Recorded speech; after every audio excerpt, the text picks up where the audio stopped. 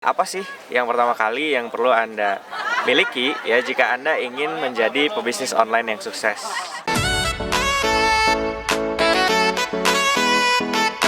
Halo, kita lagi ada di Sydney, Australia, tepatnya di depan Opal. Pagi hari kita menikmati keindahan. Halo teman-teman online trainer semua.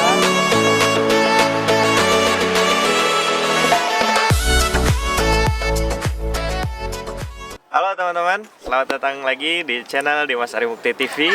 Kali ini kita sedang menikmati pagi hari di Goreme, Kapadokia ya. Dan kali ini ada beberapa hal penting yang pengen saya share sama Anda, yaitu apa sih yang pertama kali yang perlu Anda miliki ya jika Anda ingin menjadi pebisnis online yang sukses.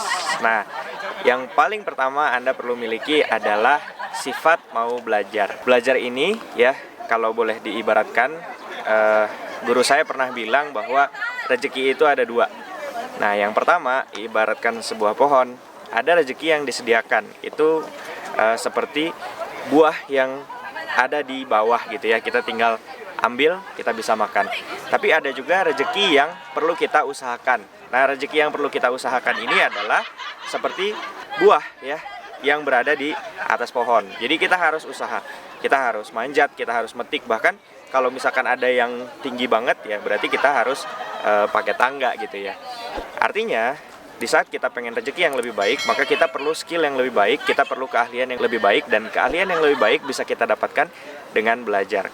Di saat kita mau belajar, maka yang perlu kita miliki adalah kerendahan hati. Jadi jangan sampai ya kita menjadi orang yang merasa sudah matang, merasa sudah cukup, merasa sudah tahu semuanya, akhirnya kita berhenti belajar. Steve Jobs bilang, stay foolish, stay hungry. Jadi terus kita harus mau belajar dan milikilah kerendahan hati. Ya, karena tabiat ilmu itu seperti tabiat air. Dia mengalir dari yang tinggi ke yang rendah. Ya, jadi kalau misalkan kita tinggi hati, kita merasa sudah bisa segalanya, maka ilmu itu susah.